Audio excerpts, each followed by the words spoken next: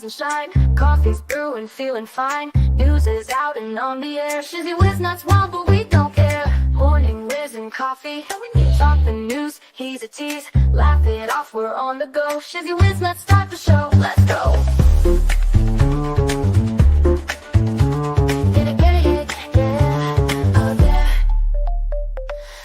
Spinning in the breeze, stupid jokes, he's such a tease. Sip the Java with a smile. Pants are off, but stay a while. Morning whiz and coffee. Talk the news, he's a tease. Laugh it off, we're on the go. Shizzy whiz, let's start the show. Let's go.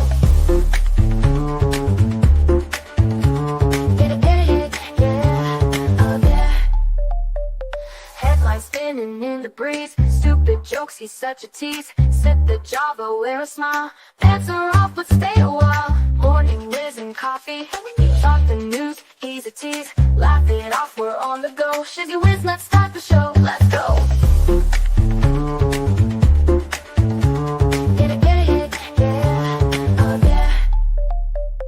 Serious is overrated. Every day we're caffeinated. Talk the town, but in a jest. Morning whiz is always best.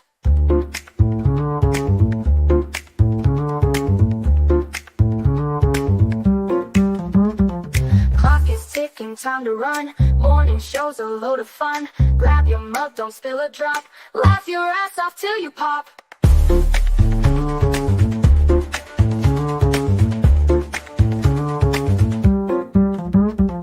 Clock is ticking, time to run. Morning show's a load of fun. Grab your mug, don't spill a drop. Laugh your ass off till you pop.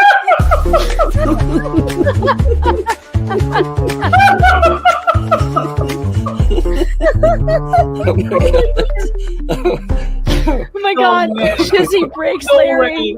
Shizzy broke Larry.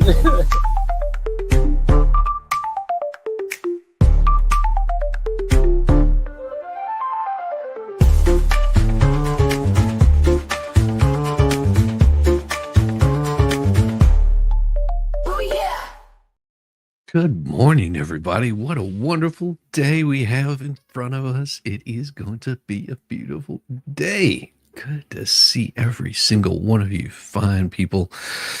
If I start just running down the names, I don't know if I'll hit every single one of you before the stream ends. Thank you so much for coming here for just another morning show. We're going to have a little bit of fun today. Got some pretty cool little memes I'm going to show you a little bit later on. But first, we get into this craziness right here. Meta, or as we call it, Facebook, just ran afoul of a social justice etiquette in a hilarious, iconic fashion while trying to cater to these people and their histrionic, asinine demands for representation, which just goes to show once again that there's literally never enough one can do to appease them. If you ignore them, you're a white supremacist. If you're an Indian engineer indulging them in cyberspace at the behest of your DEI supervisor, you're also a white supremacist. Via CNN, emphasis is added. Meta promptly deleted several of its own AI-generated accounts after human users began engaging with them and posting about the bot's sloppy imagery and tendency to go off the rails and even lie in chats with humans. The issue emerged last week when Connor Hayes, vice president for Meta's generative AI, told the Financial Times that the company expects its homemade AI users to appear on its platforms in much the same way as human accounts do. They'll have bios and profile pictures and be able to generate and share content powered by AI on the platform. That's where we see all of this going. Well, that comment sparked interest and outrage, raising concerns that the kind of AI-generated slop that's prominent on Facebook would soon come straight from Meta and disrupt the core utility of social media, fostering human-to-human connection.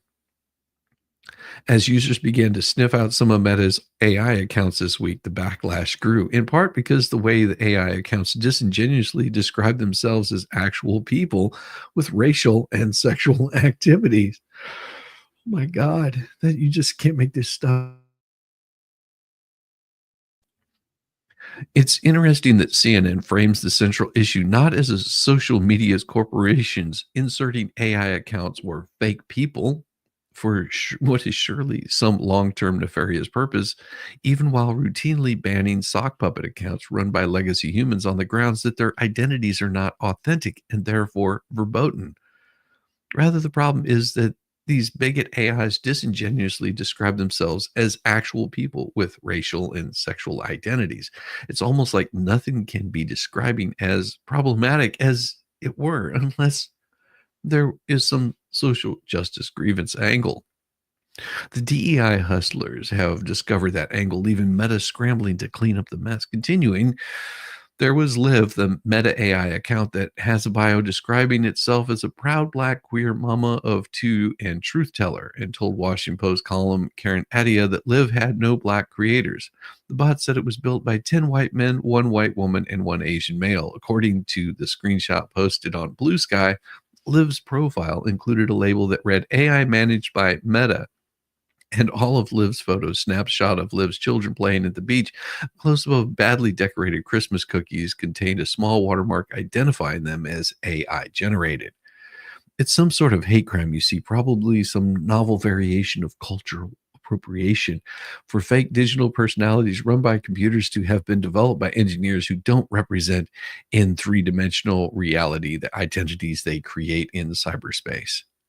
But if that were the standard, 95% of these creations would be Indian cisgender legacy men, which probably wouldn't pass social justice litmus test.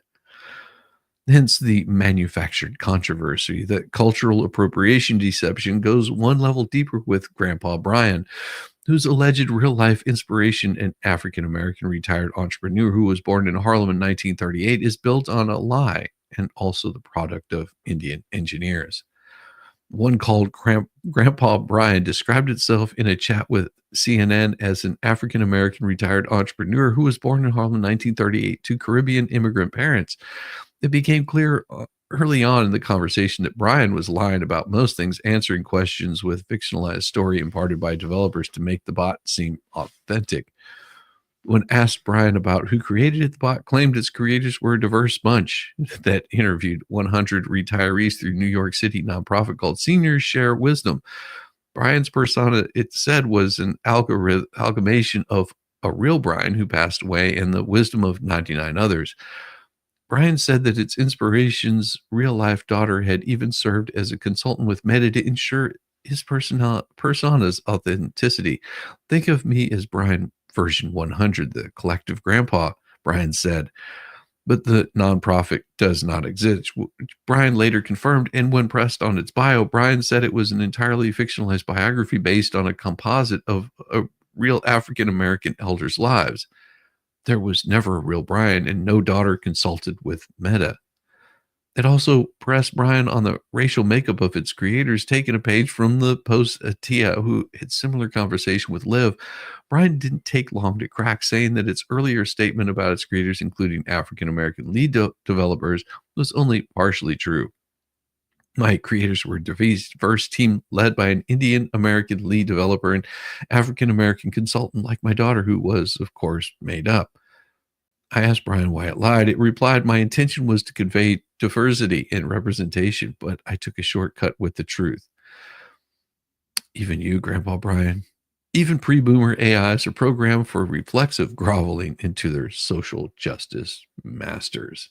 Imagine that. You're communicating on Facebook and you find out that you're communicating with AI. Wow.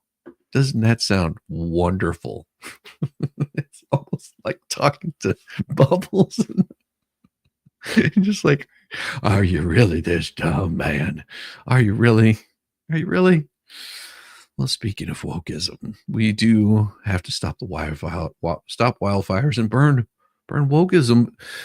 Wildfires are inevitable, though apocalyptic devastation seen in Los Angeles isn't. The Palisades fire started recently in Los Angeles. Driven by intense Santa Ana winds, the fire quickly spread into residential areas of Pacific Palisades. That fire, along with others in LA, forced more than 175,000 residents to flee. The fire destroyed more than 9,000 structures, hundreds of thousands of residents lost power, and at least 24 people have died. Raw statistics can't describe the horrors shown video after video. One video showed a nursing home patients being wheeled to safety. Another showed two men in a home surrounded by roaring flames. Reportedly, they evacuated safely. Stunning photos of the aftermath show the inferno consumed whole neighborhoods. Tragically, devastating wildfires in California have become a regular occurrence. There was the deadly Camp Fire in 2018, the massive August Complex Fire in 2020, the Winn-Dixie Fire in 2021. Each burned around 1 million acres. One might think that California is especially vulnerable to wildfires because it has so many trees, but at around 33%, California is proportionately less forested than most states. And in contrast, half of Florida is forested, two-thirds of Georgia is forested, in Alabama, it's more than 70%. Yet it's unusual to hear about a major wildfire in the Southeast. In 2023, Congressional Research Service report found more wildfires occur in the East, but fires in the West are larger and burn more acreage. And this doesn't happen by accident. Southeast states routinely use controlled burns to clear out flammable underbrush. This fuel is what makes wildfires so explosive and dangerous. Now, I talked about this at the beginning of last year. So I've talked about this multiple times on here. In an average, Florida says it will issue approximately 88,000 authorizations allowing landowners and agencies to prescribe burn over 2.1 million acres. In contrast, California's target for fuel reduction projects its 100,000 acres. A major reason for the disparity stems from who owns the land. In the Southeast, most forest land is owned by private individuals or companies. They have personal incentive to take care of their land. In the West, the federal government controls large swaths of forested land. That turns controlled burns into political football. Plus, bureaucrats, they're a little risk averse. If prescribed burn goes bad, they could be blamed, but they won't face the consequences of raging wildfires that controlled burns would have contained. In October, the U.S. Forest Service stopped prescribing burns in California for the foreseeable future. Angelinos are enduring the result of this forest mismanagement. California bears plenty of the blame, too. A 2022 report from the California Fire and Forest Resilience Task Force described prescribed burns as beneficial fire. It said prescribed burns have been caught up in regulatory hurdles, and as a result of this inaction, between 10 and 30 million acres of California would benefit some form of fuel reduction treatment. Other moves in California and Los Angeles, officials read that mad lib of leftism to save some fish, Gavin Newsom, tore down some dams. He hasn't built needed reservoirs despite voters approving billions in funding in 2014. The Santa Ynez Reservoir, which is in the Palisades area, can hold 117 million gallons of water. It was shut down for repairs and emptied when the fire started. As it turns out, having water available is very helpful in fighting fires. Los Angeles fire hydrants literally ran dry during the blaze. Soft on crime policies have resulted in hundreds of fire hydrants being stolen and sold for scrap before the fire. LA Fire Chief Kristen Crowley made DEI one of her top priorities and sought to recruit more women.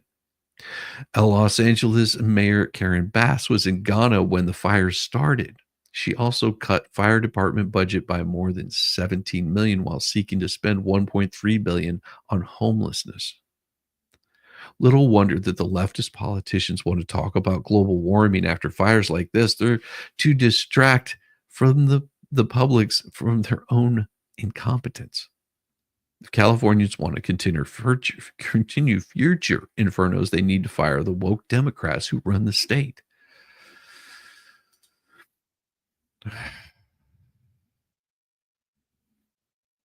I mean, the best way to do this is with video, and nothing this guy says could possibly ever be construed as true. So just remember that nothing Nothing this channel says can confirm anything you see to be true or correct ever, such as this.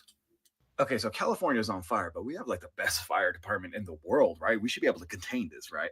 I mean, we did, but the mayor cut the fire department's budget last year, so not enough personnel for this one. What?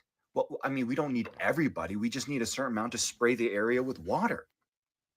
Oh my God, I love that you say it. It's so funny because the state actually depleted its water reserves a couple months ago, so the firefighters literally don't have enough water to fight the fires with. Wait, that doesn't make any sense. We're in a drought, and so we depleted our water reserves? Well, at least the people that have fire insurance will be getting some money, right? Ooh, Oh, this is awkward. Okay, don't get mad at me, but insurance companies like State Farm has not been allowing renewal of fire insurance policies since 2 months ago, and it's been canceling a lot of contracts. So let me get this straight. 2 months before the fire, the state depleted its water reserves. Insurance companies have been canceling this fire insurance policy. It's like it's Maui all over again, but it's not like the state needs to free up a whole bunch of land to open up a new smart city infrastructure, right? Because we haven't announced anything like that, did we? The LA district might have announced plans to set up a smart city by 2028. So it's like Maui all over again. Yeah. yeah. Yeah. What do you think? What do you think? Do you think that setting up a place like Maui would be ideal? Yeah, burn it all down so that way you can build it all up. Yeah. Oh. Insane, isn't it? Insane, isn't it? Ah.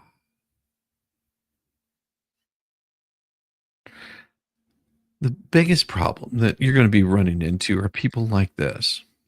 This is the problem that you run into people like this, because I don't think that chat believes this. I know that I don't believe it, but there are actual people out here that believe this kind of crap. Right here. This lady right here. Yeah. Yeah, this is a horrible type of person. Just listen to what they have to say. Go ahead, MAGA. Admit it. When you see California burning, you're like, yeah. No. If anybody thinks that, there's something wrong with them. Whenever people see California burning like this, whenever you see these kinds of tragedies, these kinds of disasters, natural disasters, no human in their right mind is cheering it on. They're pointing it out that how bad it is, and that California is going to take care of every single one of these people.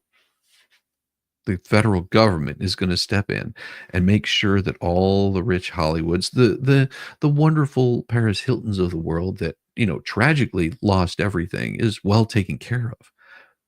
We're pointing out that, it's amazing to us that there's still people in Florida, North Carolina, Tennessee that are still without power. It's over 112 days? Dan doesn't have any power down in Florida. How is he supposed to keep going? Yeah, exactly, Mary. That's the ones praying for you, for every single one of them, because this is horrible. But this is the attitude of people like this lady. You know why I know that? Because every time I hear a hurricane's coming or a big ass tornado, I always say, please, please, let it only hit the white trailer courts. Now you see the look of evil. That people want that kind of stuff to happen to anybody. And especially the ones with the Dixie flag. So yeah, at least I'm not afraid to admit it. Yeah, but you don't know what the Dixie flag is, do you, lady? Jeez. That is evil incarnate. Yeah, Captain Kern. Exactly. And the thing is as much as she hopes for death and destruction on people that she doesn't agree with, The people that she doesn't agree with would never do the same to her. Well, some of them would, but you'll find evil in people everywhere. It's just amazing to me. Yeah, and here's something from Gavin Newsom. We're dealing with a myriad of issues. I was just talking to Josh Green, the governor of down in Hawaii, who had some ideas around some land use concerns he has around speculators coming in, buying up properties, and the like. So we're already working with our legal teams to move those things forward, and we'll be presenting those in a matter of days, not just weeks. Yeah, and you heard that, right? No, this isn't AI making this up. That's actually what he's talking about doing. If you didn't catch that, let me play it again so you can actually hear what he says. We're dealing with a myriad of issues. I was just talking to Josh Green, the governor of down in Hawaii, who had some ideas around some land use concerns he has around speculators coming in, buying up properties, and the like. So we're already working with our legal teams to move those things forward, and we'll be presenting those in a matter of days, not just weeks. Yeah, you heard that correctly. It's beginning to look like it's beginning to look a little odd, I would say. A little odd that, well, they say there's no controlled burns. It does sound like it. That's what I said. North Carolina, Tennessee, Florida, still without power, still it's sitting there in the cold. And don't get me wrong, I feel bad for everyone that lost their homes and their properties out in Los Angeles. But it's also the policies that they voted for. You know, they do have the option of stopping this from happening, but it appears that their votes didn't mean that much. Interesting if true.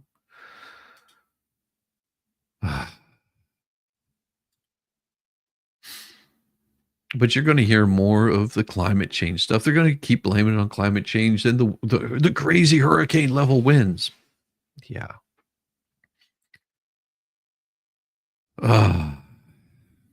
I know this is a crazy conspiracy theory, and it would probably get me permanently suspended all over again on Meta, even though Mark Zuckerberg suddenly found religion just before Trump's inauguration and now believes in not censoring opponents of the science. But hear me out. If you really wanted to neutralize the devastating effects of excessive carbon in the atmosphere, which is the stated goal of governments and transnational government bodies worldwide, you might consider planting more trees. You know, those things that inhale CO2 and exhale oxygen. But nah, Bill Gates isn't interested in that. In fact, he's on record calling it complete nonsense. Advances in carbon removal technology are just one example of the sort of solution Gates sees on the horizon for the world. Once these innovations become commercialized and implemented at scale, they'll offer the world, and in particular developing nations or poorer countries, as he termed them, means to implement environmentally friendly technology without incurring additional costs. Middle-income countries that are 60% of emissions, and say to them, hey, you have to make steel a new way, but that steel will not be more expensive, Gates said the Earthshot Summit. Likewise for cement, beef, and dairy. Gates, however, was skeptical of other recent tactics used to mitigate climate change. He said it was complete nonsense that planting trees would take care of the climate problem. Are we the science people? Are we the idiots? Well, there you go. That tells you a lot about Gates. His few Silicon Valley billionaire founder Mark Benioff has a plan to plant 1 trillion trees by the end of the decade. A study by MIT found that planting 1 trillion trees would eliminate about 6% of the carbon dioxide the world needs to stop emitting by 2015 to reach goals set out in the 2015 Paris Accords. That was President Joe Biden's Inflation Reduction Act, which Gates called a fantastic climate bill this week. Incidentally, includes $1.5 billion in grant money for cities to plant trees in neighborhoods that lack them. Instead of unproven methods like planting trees, Gates said he prefers carbon taxes as ways to fund future green technologies, in particular carbon capture, which aims to take CO2 out of the atmosphere, although he acknowledged that in most cases, large fossil fuel and electricity companies would pass those costs on to the customer, making it a politically unpalatable policy for elected officials. If you try to do climate things by brute force, you'll sometimes get people that say, hey, I like climate, I'm for climate, I don't want to bear that cost and reduce my standard of living, he told the New York Times. In plain English, Gates is much more interested in extracting whatever is left of the wealth of the industrialized world that he doesn't control, while simultaneously enacting a controlled demolition of the industry that developed wealth and in the first place on the road, ultimately to depopulation. Again, another reflection of reality is probably still not allowed on Meta. Good morning, Volstorm. Good morning, good morning, good morning. Now, we put a lot of carbon dioxide every year, over 26 billion tons, and somehow we have to make changes that will bring that down to zero. This equation has four factors, a little bit of multiplication. So you've got a thing on the left, CO2, that you want to get to zero, and that's going to be based on the number of people, the services each person is using on average, the energy on average for each service of CO2 being put out per unit of energy. So let's look at each one of these and see how we can get this down to zero. Probably one of the numbers is going to have to get pretty near to zero. Cut to image of a human, and Bill Gates, 2010, that was emphasis was added. So he's probably not going to be disseminating the findings of his new studies through his massive media propaganda machine, using a novel approach as measuring CO2 absorption by plants at a global scale. New research indicates that the previous estimated promulgated by climate change proponents, which is 40 years old, by the way, was off by a whopping 31%. Isn't it interesting that when flawed statistics come to light regarding climate change, as with COVID, they always seem to have gone the direction of painting a more dire picture that provides more pretext to governments to enact emergency measures that just so happen to translate into more power and control for themselves. It's no different than people moving from the coast because we're going to be overwhelmed by flooding. But who keeps buying property along the coast? A new assessment by scientists reveals that plants worldwide are absorbing about 31% more carbon dioxide than previously believed, published in the journal Nature. This research is expected to enhance Earth systems models used to forecast climate trends and underscores the critical role of natural carbon sequestration in mitigating greenhouse gas emissions. The amount of CO2 removed from the atmosphere via photosynthesis from land plants is known as terrestrial gross primary production, or GPP. It represents the largest carbon exchange between land and atmosphere on the planet. GPP is typically cited in pentagrams of carbon per year. 1 pentagram equals 1 billion metric tons, which is roughly the amount of CO2 emitted each year from 238 million gas-powered passenger vehicles. The team of scientists led by Cornell University, which supported the Department of Energy's Oak Ridge National Laboratory, used new models and measurements to assess GPP from the land at 157 pentagrams of carbon per year, up from an estimate of 120 pentagrams established 40 years ago, and currently used in most estimates of Earth's carbon cycle. So with this, the lie that polar bears can't swim, Al Gore's 2009 prediction that the polar ice cap would disappear in 5 years, the obvious question becomes, what lie are we going to uncover next week or next month or next year? And just as a reminder, nothing that they say is true here. Forward TV. The world is thinking. Mm-hmm.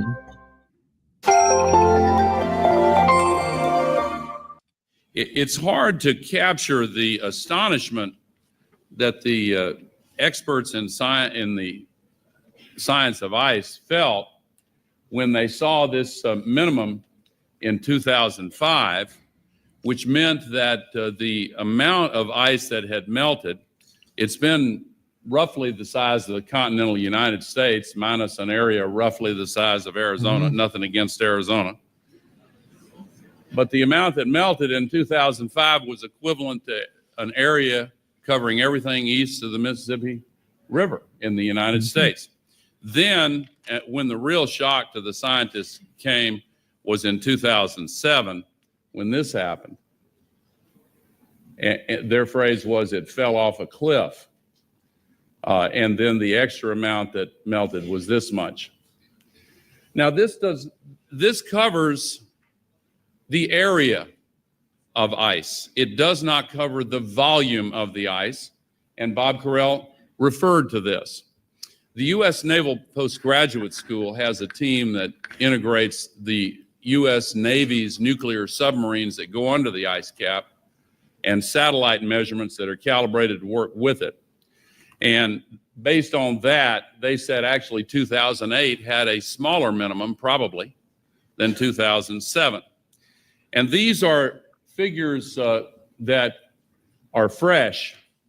I don't know if they're fresh. I don't know when they were released, but I just got them yesterday from Dr. Václav Maslowski at the Naval Postgraduate School. And this is the volumetric record of the ice. And some of the models suggest to Dr. Maslowski that there is a 75% chance that the entire North Polar ice cap during some of the summer months could be completely ice-free within the next 5 to 7 years.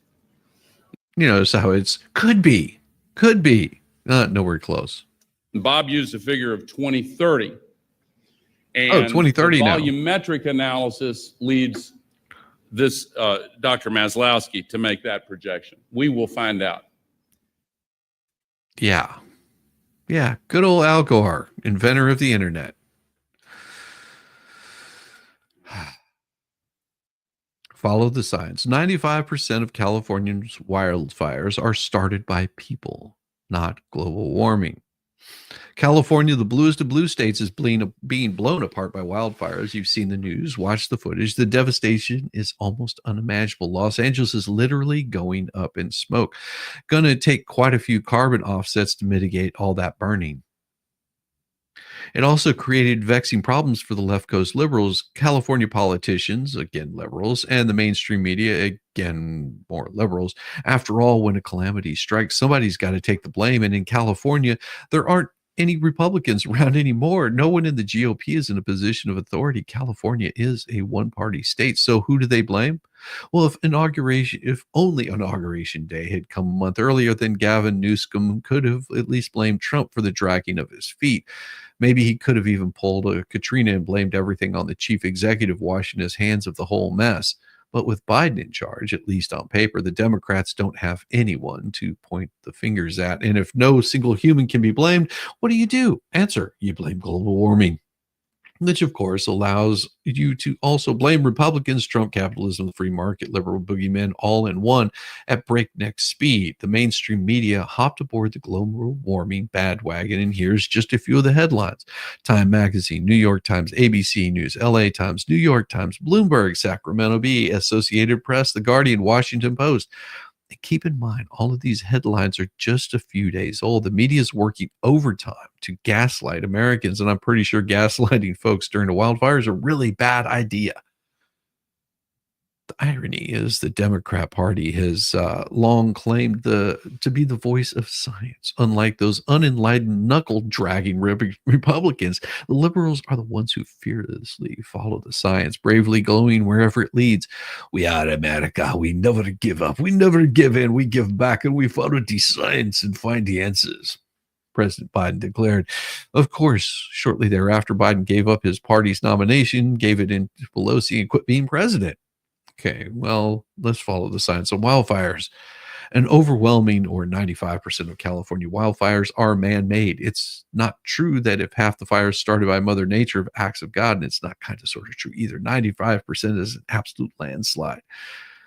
John Abaguzulu, a climatology professor at the University of California, has studied 30 years of wildfires in Los Angeles County. After examining the data, he was unequivocal. More than 95% of these California fires are human-ignited fires. Well, Abatagulazu, or whatever his name is, added that arson is among the leading causes, but most fires are started accidentally. But following the science, it seems, is an awful selective enterprise when the scientists agree with the Democrats. COVID, global warming. It's a moral imperative to obey the scientists. How dare you object? But if they say something you don't like, i.e., the biological realities of gender and the cause of wildfires, you spew a slew of speculative stories, bending yourself like a double-jointed contortionist to pin the blame on climate change. Even when 95% of the crime, the root cause is carelessness or arson. But what's the alternative? Blaming liberals, to quote President Biden. Come on, man. The Democrats aren't following the science. They're following each other, marching in lockstep, parroting each other's talking points. Right now, they're marching California right off a cliff. Heartbreaking, isn't it? Heartbreaking, isn't it?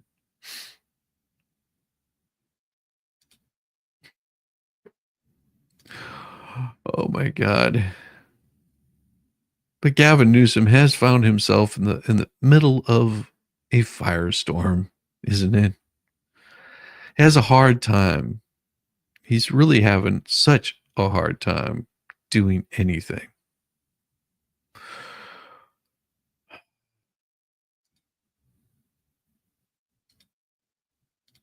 It's amazing to me just to watch the amount of stupidity spewed from these fools.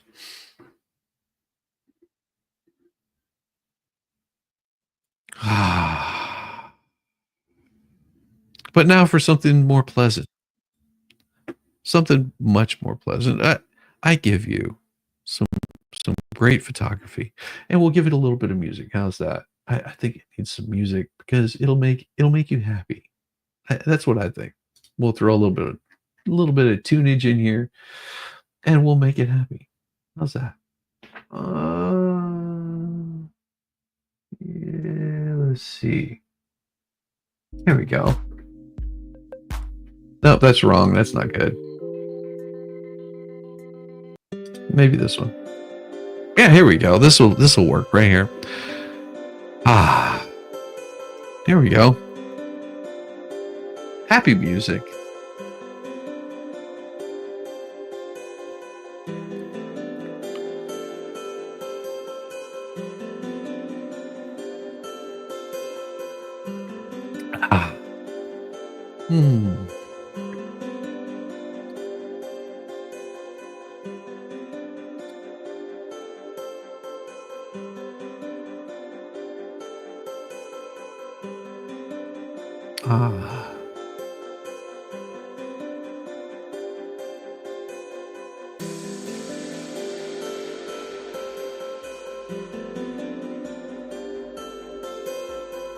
Pretty cool. Happy pictures of little birds. And that's from davidmbird.com. He makes all of these pictures just like this. I thought you guys would like that. I enjoyed that. davidmbird.com. He makes these pictures. So go check him out if you get a chance. It's good stuff. That was nice and relaxing. Nice and relaxing. But you know who I'm going to really miss? I'm going to miss this guy. And once you see it, you can't unsee it. But I'm going to miss this guy right here.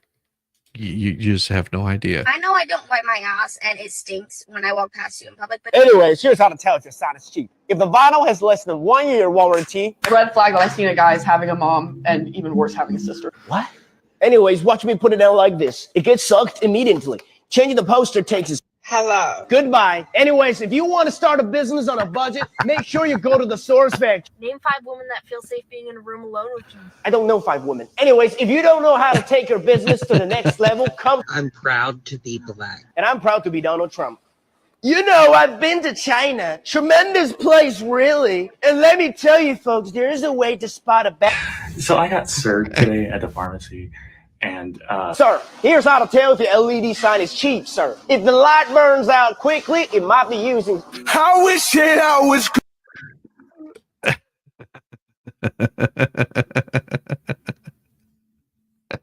Oh yes, I had to do it. Good morning, Miss PJ. How you doing? Good to see you. Good morning. What the F is that? He is a Chinese guy that sells LED signs on different multiple platforms, and he usually takes one of these little wokest things where they're freaking out, and then he goes, I really don't care, and he continues on with his commercial. And he's on TikTok. That's why he's probably going to disappear. But you want to see something really cool? This one's gonna make you put you in stitches. This one is this is firefighters when they see officers across the street.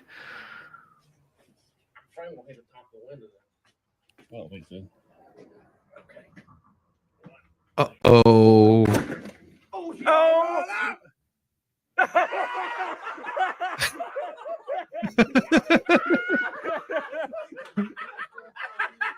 It was a good shot. Oh, I loved it. When I saw that, I was like, ah, yes. Good old humor. We missed that. Do you want to see someone get their demons and released? I've got one now. Now, if you've got a weak stomach, just mute and look away for the next minute and 35 seconds. Because this one might turn you a little bit. Just so you know, this might turn you a little bit. So in 3, 2, 1, and now.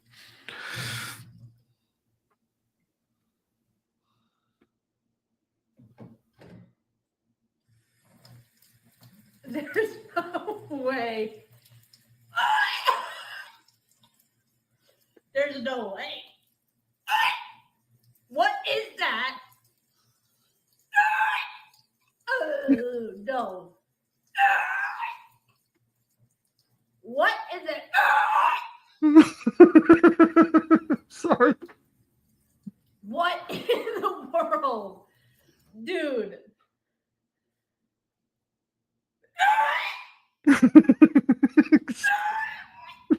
No. There's no way.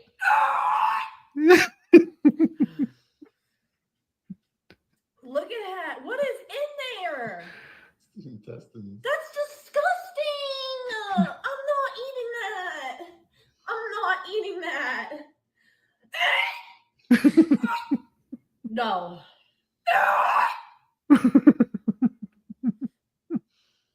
There's no way. Start cleaning them. No, I can't.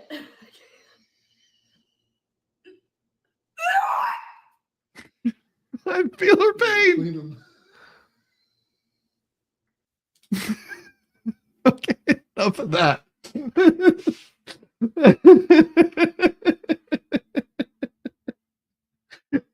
She holds it. Is that chitlins? Oh my God, she's Pepper's friends drinks.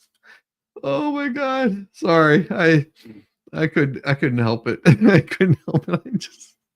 All right, we're done. That's enough for you guys. Okay, I'll give you a good laugh though. How about this? I give you a good laugh. So this person named Fluid Actuators, sick and tired of entitled women claiming it's so easy for all women to have sex. I was just reading this post. I could walk into a bar or go on any dating app and have someone to date and have sex with within a half hour.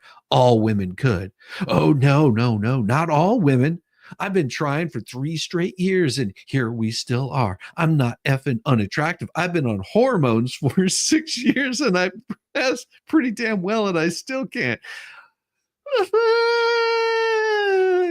Thanks for listening. Me and my lonely ass just needed to get that out. And yes, I'm a sub from FDS.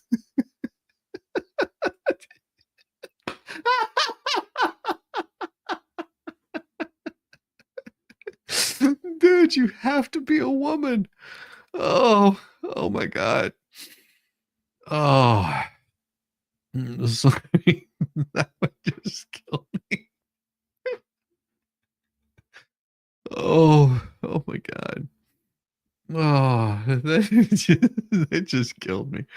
Oh, and I'm saving it. I'm saving a good one for you. I really am saving a good one for you.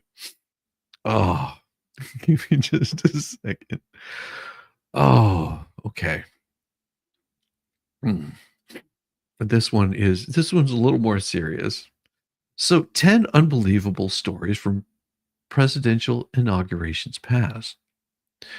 We're officially in a week away from Trump's inauguration for his second term, minus a day, as president. For most of us, it couldn't come sooner, and we can't wait to cover the big event for you and all the hoopla surrounding it here at PJ Media. Over the weekend, I was doing a little research in preparation for that, and I realized that there have been some pretty wild and just plain bizarre stories to come out of some of the past presidential inaugurations.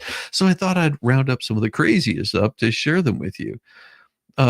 Theodore Roosevelt's morbid jewelry. Teddy Roosevelt was a huge fan of Abraham Lincoln. At the age of 6, Roosevelt watched from a window as Lincoln's body rode through New York City on a train, and he often referred to the 16th president during his own time in office. But there's something most people probably didn't know. When Roosevelt was sworn in on March 4th, 1905, he was wearing a ring that contained Lincoln's hair. The story goes that John Hay, former Secretary of State of Lincoln's private secretary, paid $100 to have hair removed from the late president's head during his autopsy. He englassed the hair and mounted the small oval in a ring. The night before Roosevelt's inauguration, Hay gave him the ring and said, "Please wear it tomorrow. You're one of the men who most thoroughly understand and appreciate Lincoln." And, well, he did. Andrew Jackson's raucous affair. Many presidents host balls or parties after the inaugurations, but as you might imagine, Andrew Jackson took his to the next level.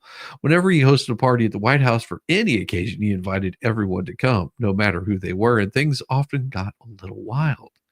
After his inauguration, a rough crowd came to the White House to celebrate. They ripped down the curtains, broke the china, destroyed some of the furniture. Things reportedly got so bad that Jackson had to sneak out of a window for his own safety, and the White House staff lured the people out onto the front lawn with a big tub of whiskey. Andrew Jackson's drunken ramble. Well, speaking of whiskey, when Abraham Lincoln had sworn in for the second term, things were getting pretty well, aside from the fact that the weather outside was bad and Vice President-elect Andrew Johnson wasn't feeling well. The White House staff managed to fix the first problem by moving the events inside, but no one had a cure for the fact that Johnson was curing what ailed him with whiskey. The VP reportedly rambled on for 17 minutes, slurring his words and bragging about his triumph over the Confederate rebels.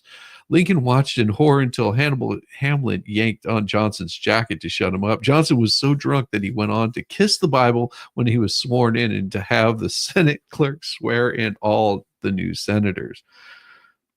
Crazy, huh?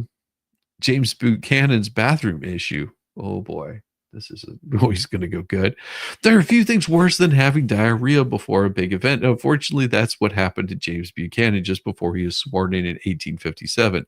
Buchanan reportedly had a National Hotel disease, a mysterious illness that struck people who stayed at the National Hotel, Washington, D.C. that year.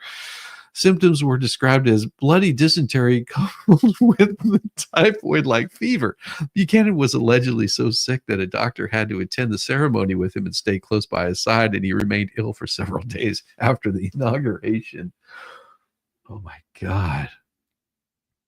Barack Obama's do-over, which was when Supreme Court Justice John Roberts swore Barack Obama in for his first term. The president-elect didn't exactly get the words right.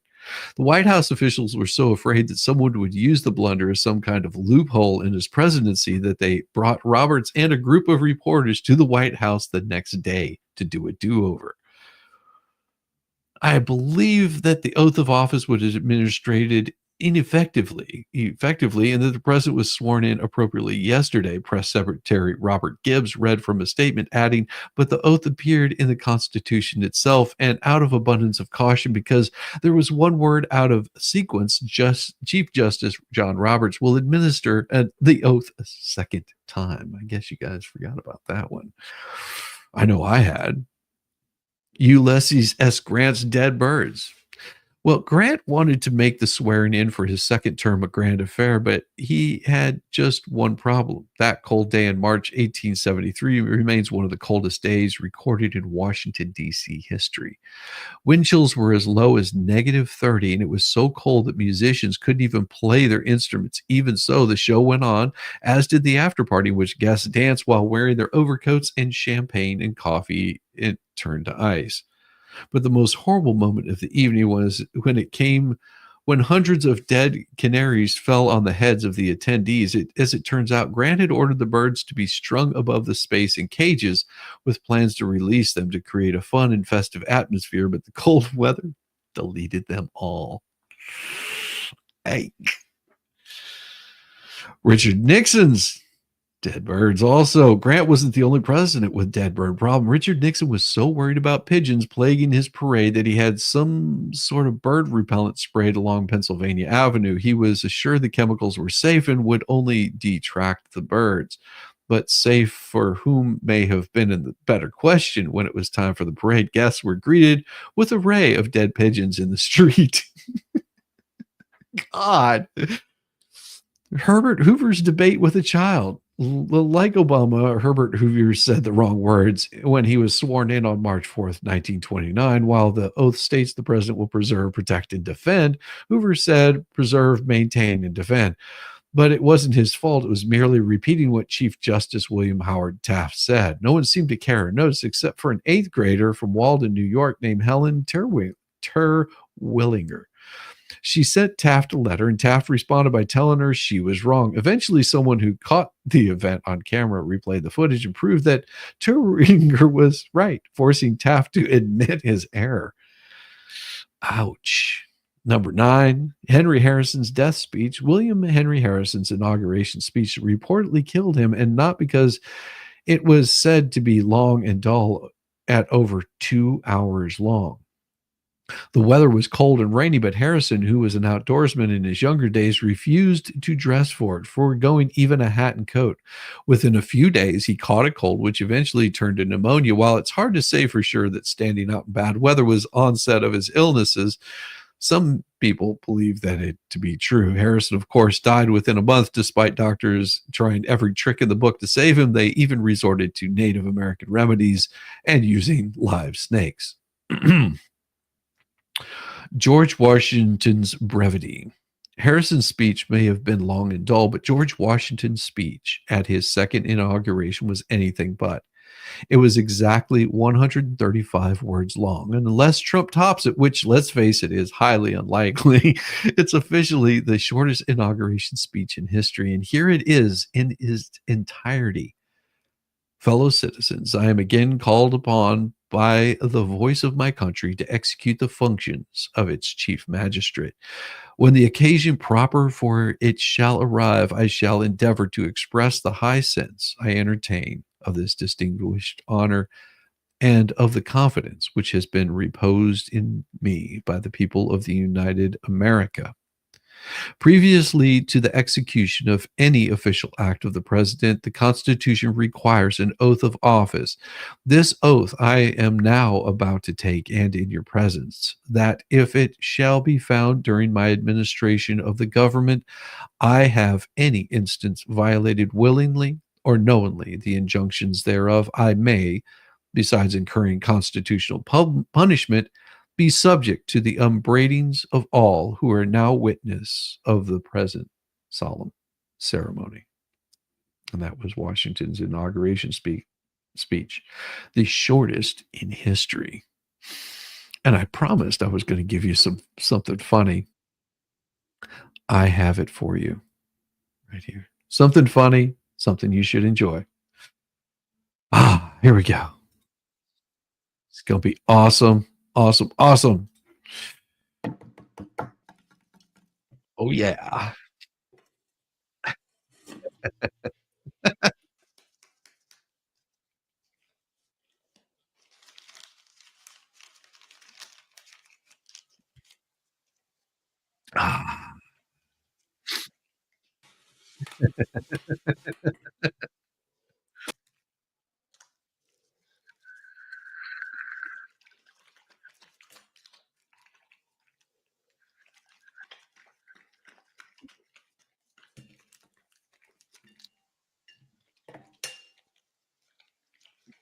This kills me every time.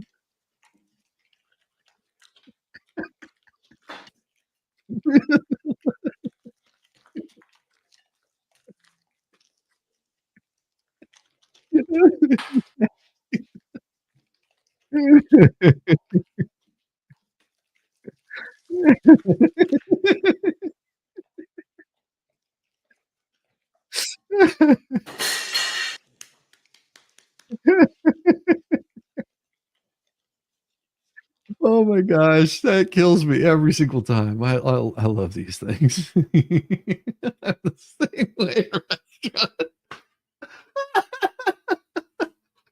I love it. I love it. Oh, that is such that just makes me laugh endlessly. Ah, you have a good joke. I do have a good joke for you guys. Being that I know you guys do like your dad jokes, I've got a good one for you. This is a good one. Hey, Dad. Yeah. Well, you're probably gonna get a note sent home from school. Why? What happened? Well, I was standing in line to get my food in the cafeteria, and I see a big bowl of apples. And there's a note in front of the apples that said, "Only take one, God is watching." So I go farther down the line, and I see a big bowl of cookies. And I decided to write my own note. And it said, "Take all you want, God's watching the apples."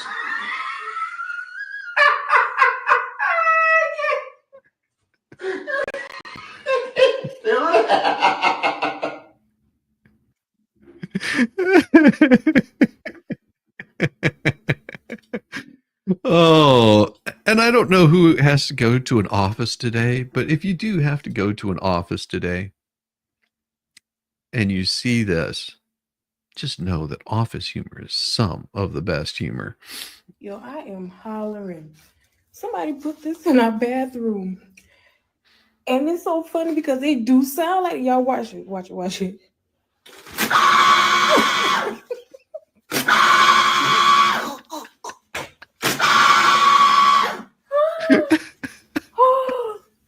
That is so funny. Yes.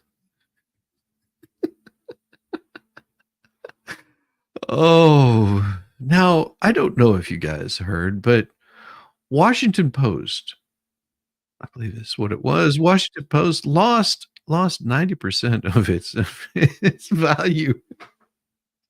Oh my god. Oh, legacy media is losing it. Yeah, there you go. Oh, I resemble that statement. Oh my gosh. Oh, good morning, Glory Bird. Good morning. So this, and this is not a joke. Just so you know, this is not a joke. This is pretty damn funny. And whenever you see this, it's going to bring back some horrible memories. Some horrible memories. And you're gonna think I have seen this somewhere before, but here you go. Hi, I'm Jen Rubin. And I'm Norm Eisen. I am here to announce I am leaving the Washington Post in order to co-found with Norm an exciting new online platform, The Contrarian. We are going to bring you written material, podcasts, interviews, social media, all in defense of democracy. Our intent is to combat the authoritarian force that we all face. To help us, we have an exciting array of contributors from all walks of life, all ages, all backgrounds to help us in this venture. We're going to do politics. We're going to do law, but we know that any successful pro-democracy movement also has to be very vocal about culture. We'll have a humor column. We'll even have a cooking column, but we're going to sprinkle in a little bit of pro-democracy flavor. And we're going to have pets. We're very pro-pets. So please, join us in this journey. We cannot do this without you. We want your contributions, your input, your ideas. Thank you for joining The Contrarian.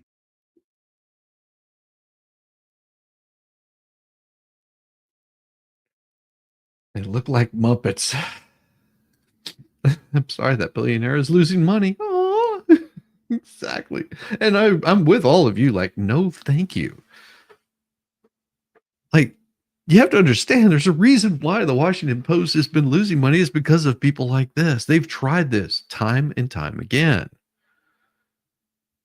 Do people tend to forget the 80s and the 90s when everybody was trying to go up against Rush Limbaugh? Do they remember how many different talk radio shows they tried to come up with? Who is it? Was it Garofalo or something like that? I can't remember her name.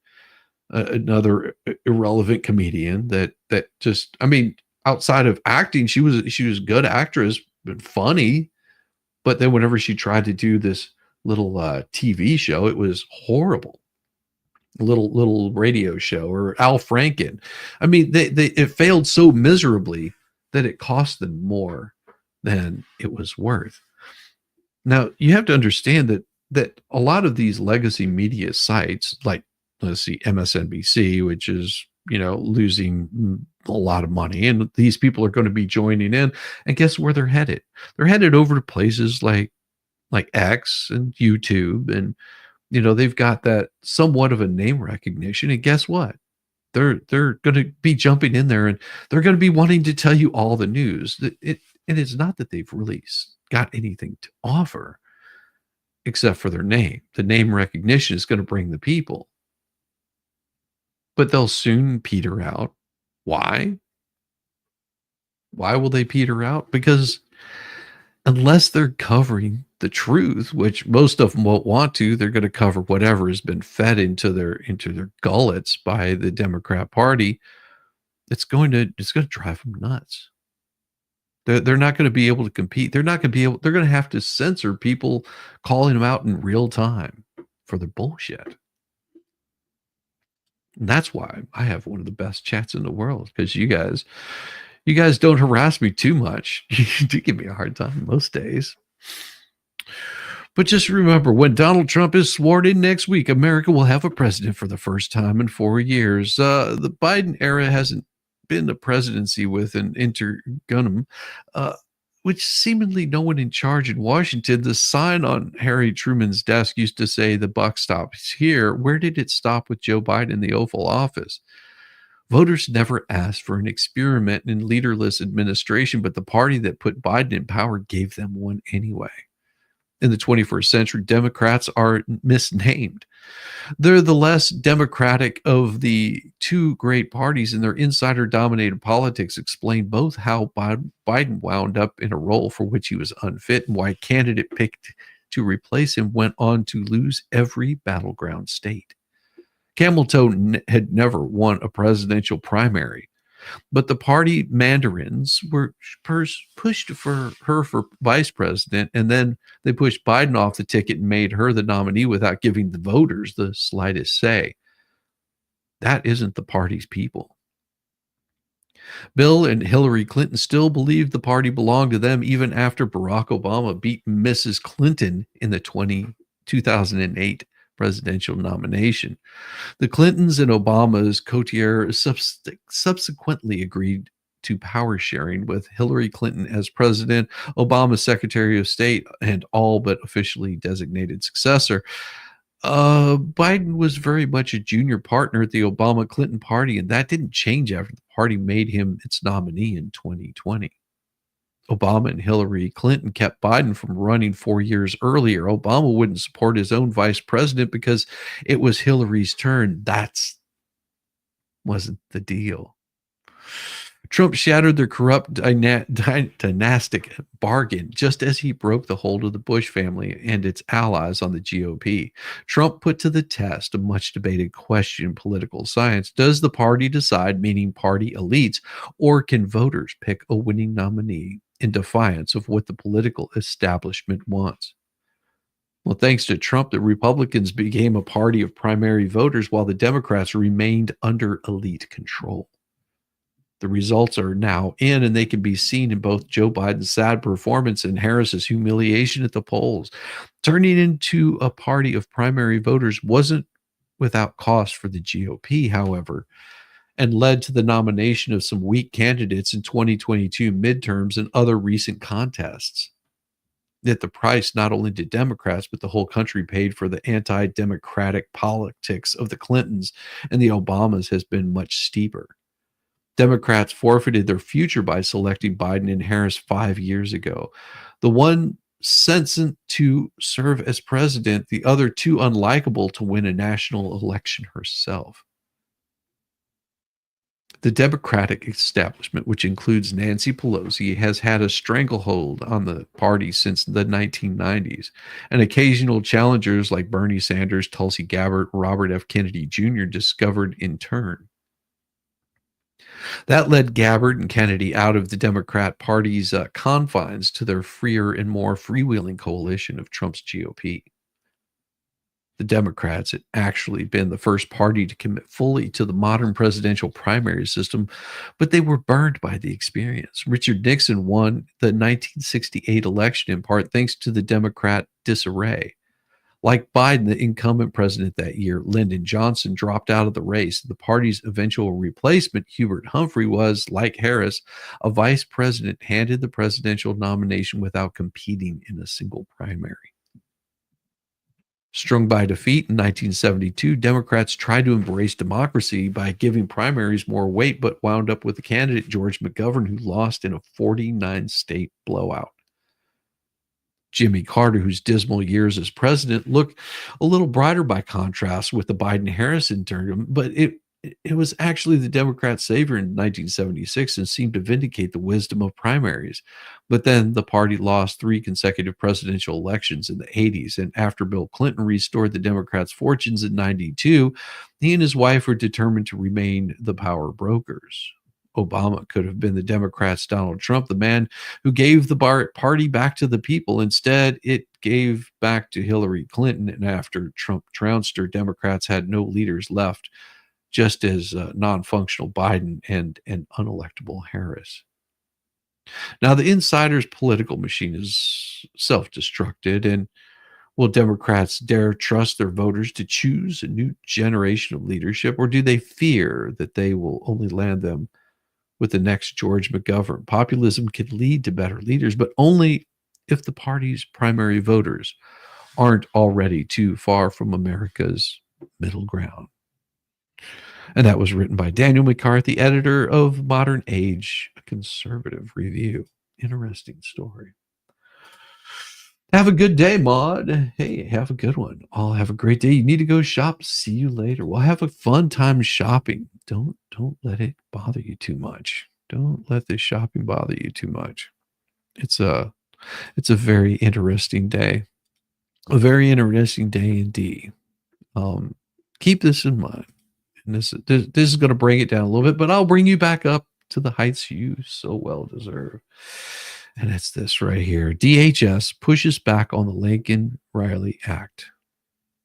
As the Biden administration prepares for its curtain call, it's either trying to wreck as much furniture as possible on the way and set Trump and his team up for failure, or to simply cannot come to terms with the fact that a vast number of Americans were simply fed up with being broke and scared.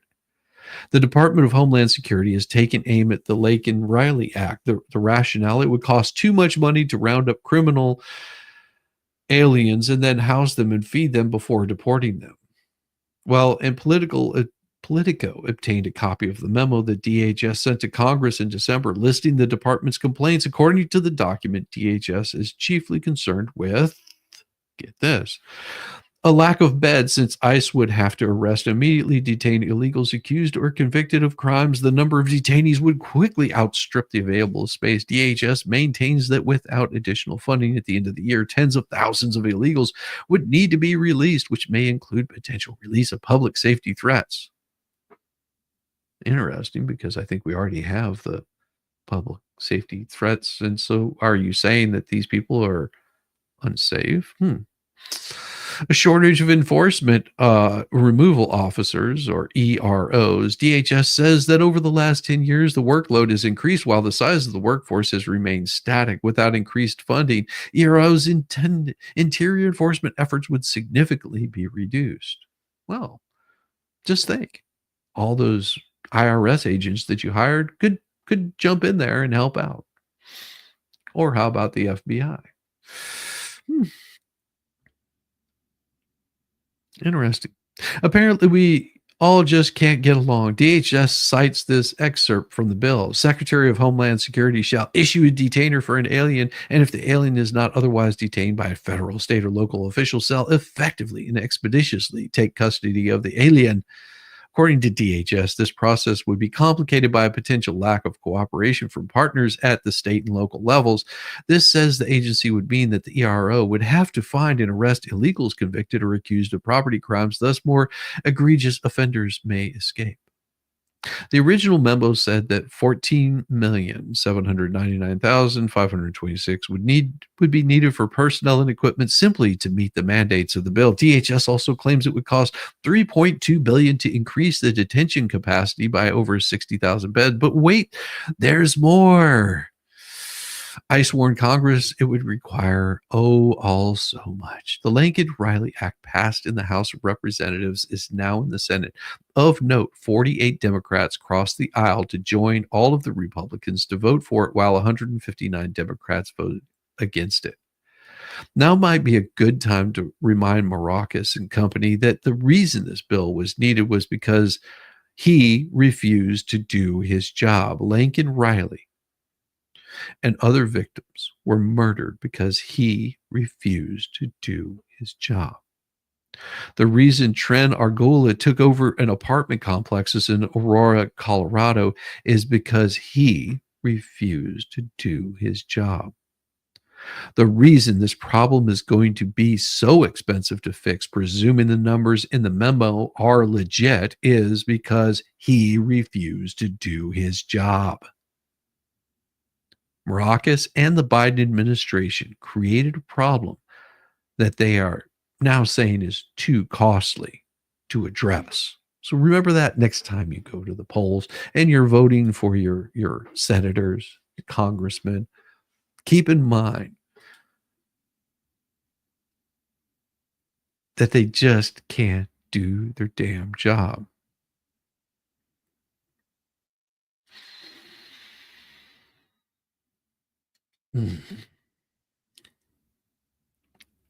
Happy Tuesday morning, briefing friends. Clarendon like to sit down to breakfast of Jiffy Pop and Tabasco while visualizing victory in the country full contact Pachinko tournament. Pachinko, I think that's right.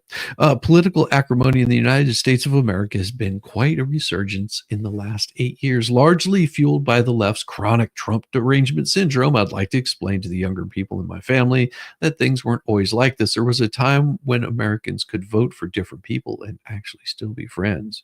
No, really, I've spent most of my adult life as a conservative in the entertainment industry, where I was always one of the things is not like the others mode.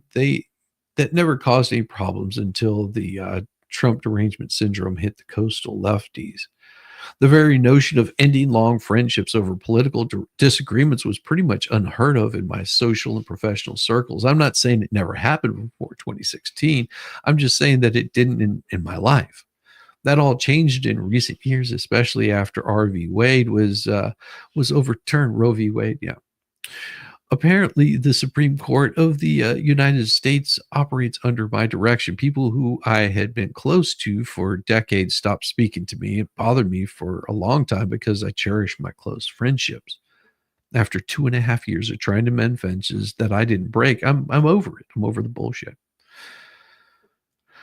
Robert wrote in a column yesterday, explored some of the leftist-inspired incivility. As Donald Trump's second inauguration approaches, an acrimonious controversy is splitting his defeated but still quite insane leftist opposition. Should they behave civilly towards Trump and his supporters, or continue to pretend that the incoming president and those who voted for him are fascists and insurrectionists who pose an imminent threat to what they unconsciously and counterfactually insist upon calling our democracy? The two sides are squaring off against each other now. Disgraced former CNN talking head Don Lemon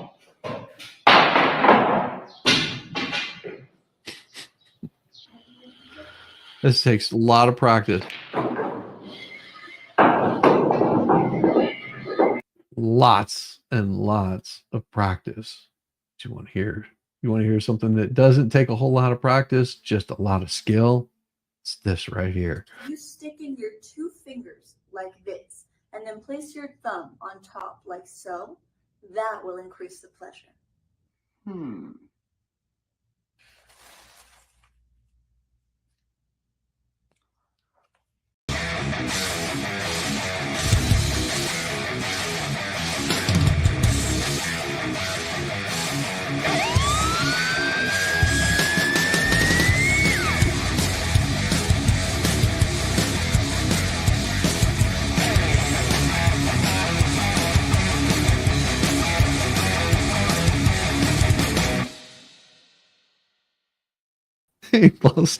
Objection to form.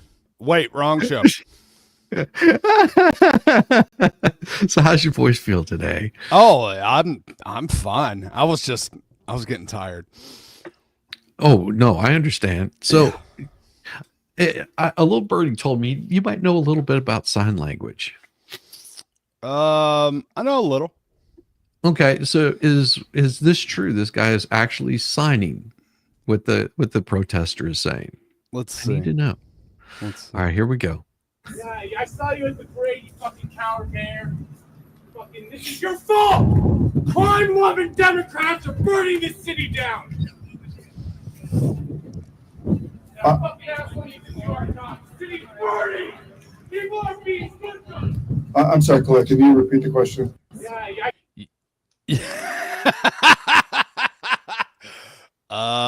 No. No.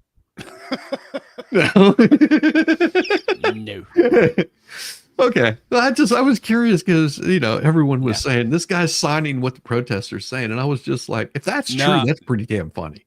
No. He's signing part of it. He's not signing.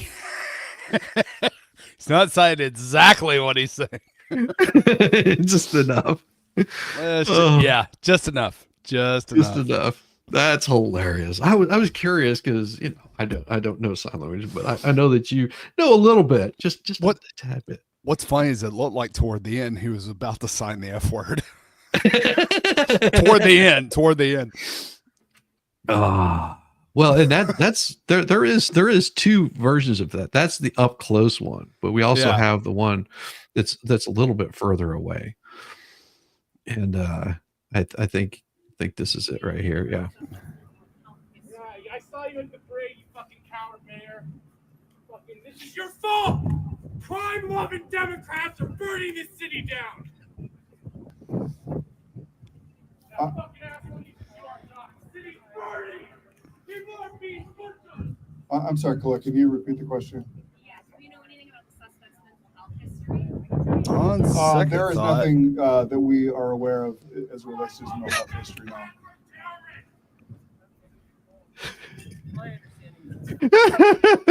And second thought. On second thought. Yeah, actually. My brain wasn't quite awake, so that's why I had to look at it a second time. On second thought, yeah, he is. Yeah, it's not British Sign Language. It's American Sign Language. Yeah, that's ASL. It's funny. Oh my God! On second thought, yeah, he does go off a little bit. Second thought, I'm watching and going, yeah. Oh, okay, yeah, I think he is. Yeah, that's funny. Oh my God. That's funny. Oh, I love it. I've been having a good time this morning. I know. I've been watching the show. Okay. Now, somebody pointed something out that I hadn't seen before, that and this was a few days ago, but yeah, I've sort of been sitting on it. This particular thing. Check this out. Matters first. I wanted to introduce into the record page 55 from the committee's interview with FBI employees. Just have some administrative matters first. I wanted to introduce into the record page 55 from the committee's interview with FBI employee Roya Demlow, who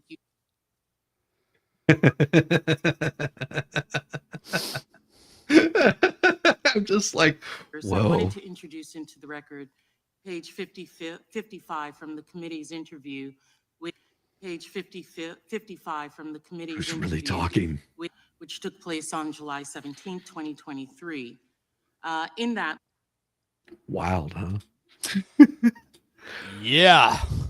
And there's another video of almost looks like the identical same person sitting behind Joe Biden in the 80s, I want to say, or in the 70s. Yeah. Looks almost identical to her. Like to a T, doing the same exact thing.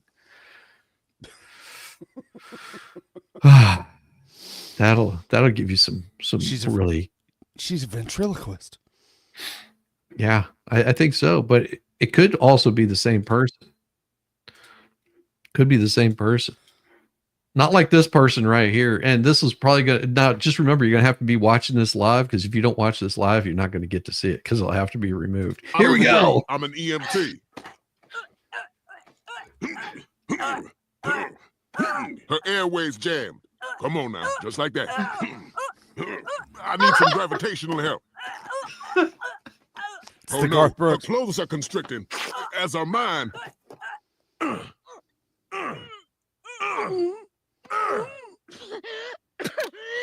my God. Oh, thank you, Jerome. You saved my life. I'll have what she's having.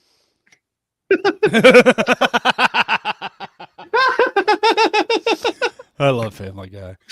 Yes, that'll probably have to be removed. Yeah, that's coming off.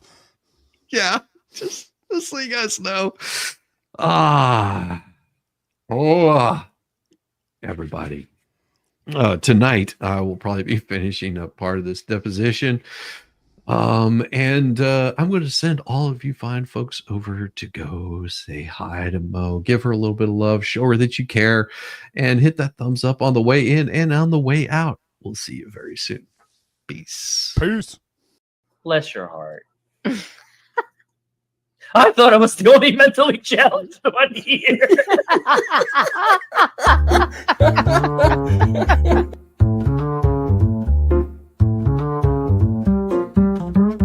Get it, yeah, oh yeah.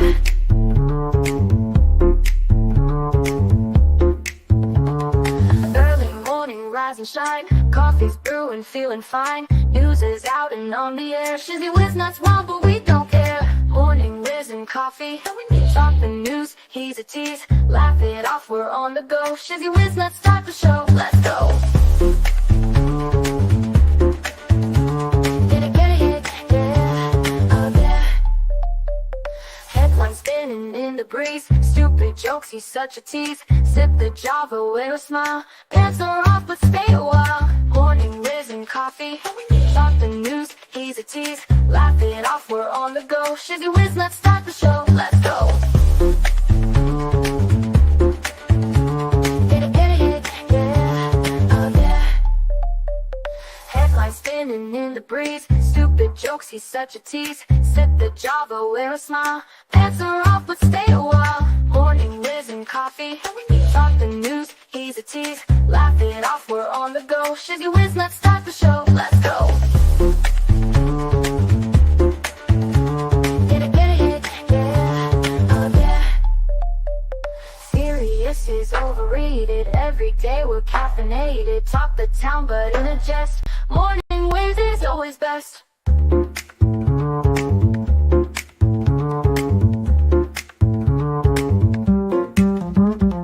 Clock is ticking, time to run. Morning show's a load of fun. Grab your mug, don't spill a drop. Laugh your ass off till you pop.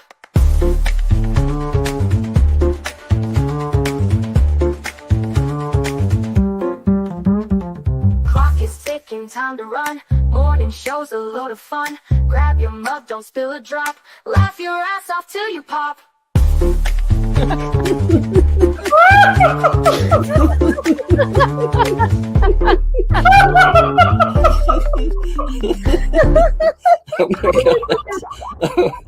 Oh my God. Shizzy breaks Larry. Shizzy broke Mary.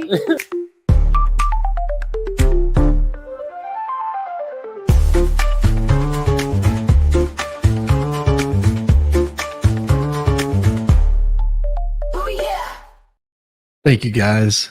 See you tonight.